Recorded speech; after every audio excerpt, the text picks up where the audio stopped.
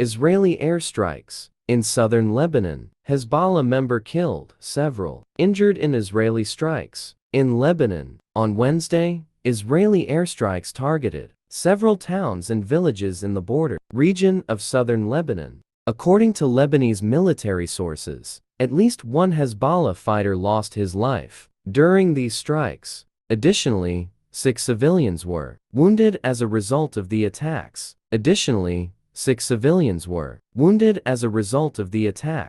Specifically, one of the raids hit a house in the southern town of Bint Jabeel, resulting in the death of an individual and injuries to another. Another house in the southeast village of Dibon was also destroyed, wounding 5 civilians, including 2 children. In retaliation, Hezbollah launched attacks on several Israeli sites. The targeted locations included Kiryat Shmona, Ruwaysat al-Alam, and Avivim. The Lebanon-Israel border has been a hotspot of tension since October 8, 2023. Earlier, an Israeli airstrike in southern Lebanon killed 3 paramedics from the Hezbollah on Monday, according to state media, hours after a missile strike from Hezbollah killed at least 1 foreign worker in northern Israel. The deadly violence came as a senior U.S. envoy visited Beirut and informed that a Gaza truce wouldn't necessarily apply to conflict along the Lebanon-Israel border. Amos Hochstein urged the parties to reach a lasting ceasefire at the border following their meetings with Lebanese leaders. His comments came hours after the leader of Lebanon's Hamas, Naim Qassem,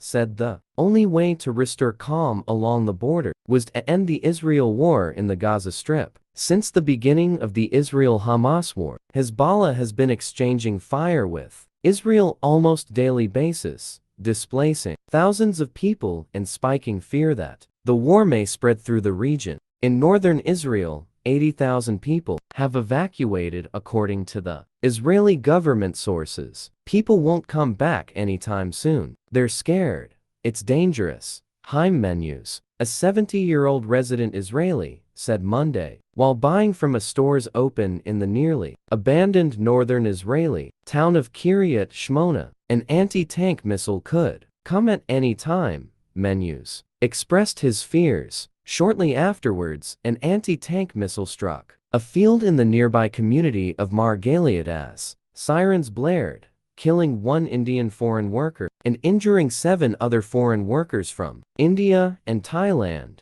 According to the Israeli army, paramedics evacuated the injured, 2 of them in serious condition. Hezbollah said its soldiers aborted 2 infiltration attempts by Israeli troops into a border area in southern Lebanon. It also said that its fighters carried out 3 attacks targeting Israeli posts along the border. In Lebanon, the state-run national news agency reported that Israeli airstrikes killed 3 paramedics within the border village of Adaiz. In Beirut, Hochstein, an advisor to U.S. President, began his talks by meeting Lebanon's parliament speaker Nabi Berri, a Hezbollah man.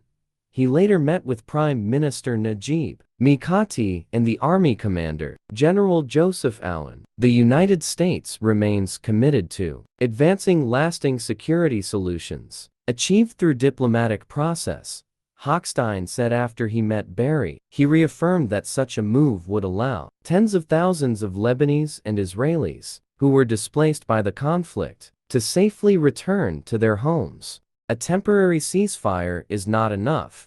A limited war is not containable, Hochstein said.